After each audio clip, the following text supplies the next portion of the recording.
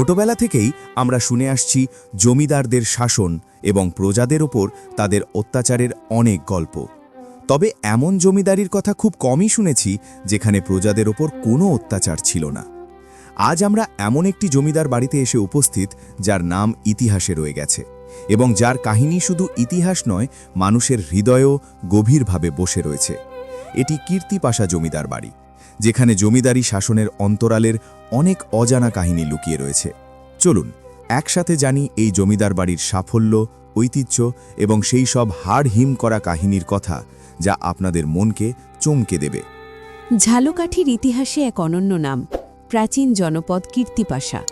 কীর্তিপাশা জমিদার পরিবার ঝালকাঠি জেলার বৈদ্য বংশোদ্ভূত এক প্রভাবশালী জমিদার গোষ্ঠী। তাদের আদিনিবাস বিক্রমপুর পরগনার পোড়াগাছা গ্রাম। এই বংশের আদিপুরুষ দুর্গা দাস সেন, তার পুত্র রামজীবন এবং রামজীবনের দুই পুত্র রামগোপাল ও রামেশ্বর সেন। পরবর্তীতে রাজকৃষ্ণ সেন ঢাকায় মুঘল সরকারের চাকরিতে যুক্ত হন। রাজকৃষ্ণের পুত্র কৃষ্ণরাম, বিষ্ণুরাম ও রঘুনাথ সেন সেলিমাবাদ পরগনায় অর্থাৎ রায়েরকাঠিতে রাজা জয়নারায়ণের অধীনে কাজ করেন। দক্ষতার কারণে রঘুনাথ সেন রায়েরকাঠির রাজাদের প্রধান দেওয়ান হন এবং মুঘল সরকার থেকে মজুমদার উপাধি লাভ করেন।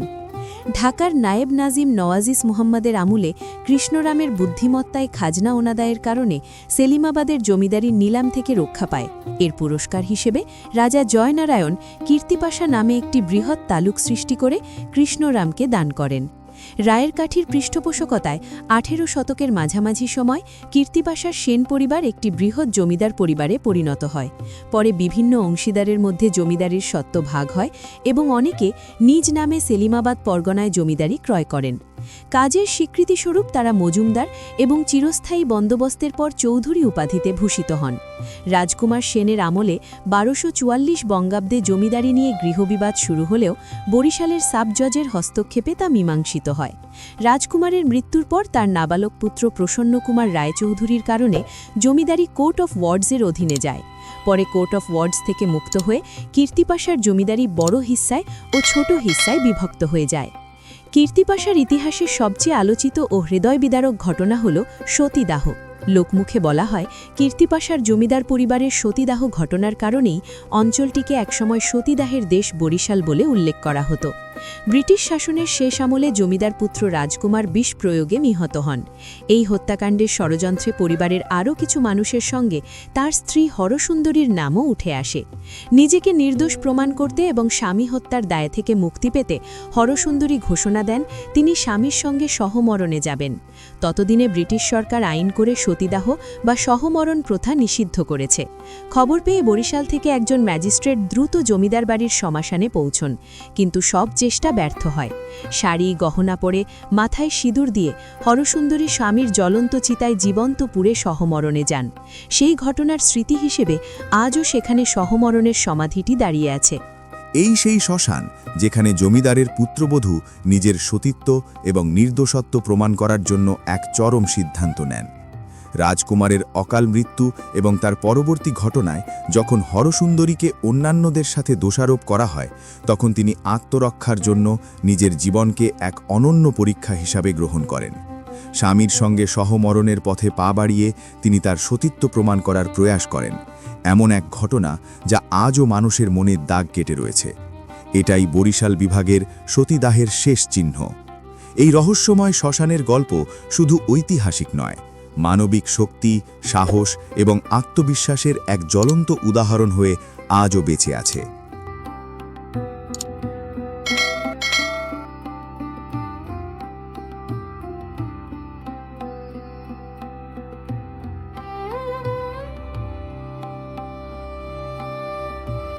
জমিদার পরিবারের স্থাপত্যেও ছিল ভিন্ন এক ঐতিহ্য।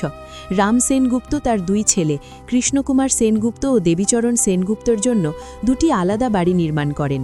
একটি ছিল পূর্ব বাড়ি, অন্যটি পশ্চিম বাড়ি। পরবর্তীতে এগুলি পরিচিতি পায় 10 আনা বড় হিস্সা ও 6 আনা ছোট হিস্সা জমিদার বাড়ি নামে। কালের পরিবর্তনে ছোট হিস্সা আজ প্রায় নিশ্চিহ্ন। বড় হিস্সার অতীত ঐতিহ্যও অনেকটাই হারিয়ে গেছে। তবে আশার কথা, সেখানে একটি বালিকা বিদ্যালয় গড়ে উঠেছে। কমলিকান্দার নবীনচন্দ্রের নামে বিদ্যালয়টি নির্মাণের পর থেকে ঐতিহ্য সংরক্ষণের চেষ্টা চলছে। এখনও ভগ্নদশায় টিকে থাকা বড় হিস্সার নাটমন্দির, হলঘর, ছোট মন্দির এবং শানবাঁধানো পুকুর হারানো দিনের ঐতিহ্যের কথা মনে করিয়ে দেয়।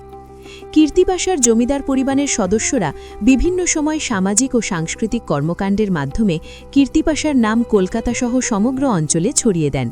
এদের মধ্যে উল্লেখযোগ্য হল বরিশাল বিভাগের প্রথম নাট্যমঞ্চের প্রতিষ্ঠা, যা এই জমিদার বাড়িতেই শুরু হয়েছিল। জমিদার বাড়ির মন্দিরগুলোতে বছরের পর বছর ধর্মীয় অনুষ্ঠান অনুষ্ঠিত হতো এবং এই অনুষ্ঠানগুলোকে কেন্দ্র করে বিভিন্ন সাংস্কৃতিক আয়োজনও হতো। জমিদার পরিবারের সদস্য নবকৃষ্ণ গাবখান তার দূরদর্শী চিন্তা থেকে গাবখান নদী থেকে খাল খনন করে কীর্তিপাশা পর্যন্ত পানিপথ নিয়ে আসেন, পাশাপাশি রাস্তাঘাটও নির্মাণ করেন। বিশিষ্ট সঙ্গীতজ্ঞ শশীকুমারও এই জমিদার বাড়ির সাথে যুক্ত ছিলেন। তিনি এখানে একটি দাতব্য চিকিৎসালয় স্থাপন করেন, যা পরবর্তীতে নার্সিং ইনস্টিটিউট হিসেবে রূপান্তরিত হয়। এসব কর্মকাণ্ড কীর্তিপাশার সাংস্কৃতিক, সামাজিক এবং শিক্ষা সংক্রান্ত ঐতিহ্যকে সমৃদ্ধ করেছে, যা আজও ওই অঞ্চলের ইতিহাসে গুরুত্বপূর্ণ একটি অধ্যায় হিসেবে বিবেচিত। এই বাড়ির ভিতরে রয়েছে একটি গভীর মৃত্যুকূপ, যা একসময় ছিল অত্যন্ত ভয়ানক এবং রহস্যময়। কূপটি এতটাই গভীর ছিল যে একটি রাস্তা দিয়ে ভেতরে প্রবেশ করা যেত, তবে পরবর্তী সময়ে এই কূপটি বন্ধ করে দেওয়া হয়েছে।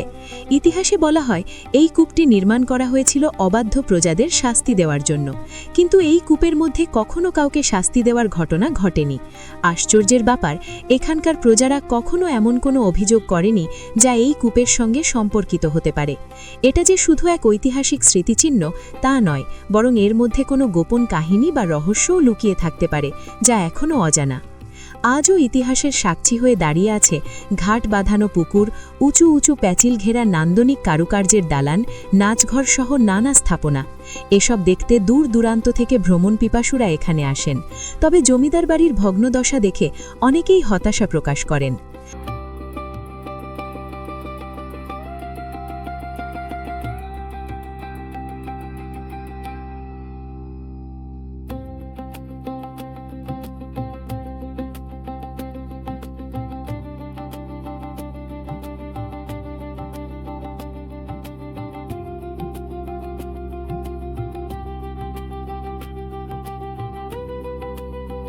আপনারা যদি আমাদের মতো ইতিহাসের হারানো গল্প, পুরনো স্থাপনা আর লোককথার সত্য মিথ্যার খোঁজ পেতে ভালোবাসেন, তাহলে গল্পগ্রাফি চ্যানেলটি সাবস্ক্রাইব করে পাশে থাকুন। ভিডিওটি ভালো লাগলে লাইক, কমেন্ট করে জানাতে ভুলবেন না। আর এমন আরও গল্প পেতে শেয়ার করুন আপনার বন্ধুদের সাথে। এই ছিল আজকের গল্প। দেখা হবে নতুন কোনো জায়গা, নতুন কোনো ইতিহাস নিয়ে গল্পগ্রাফিতে।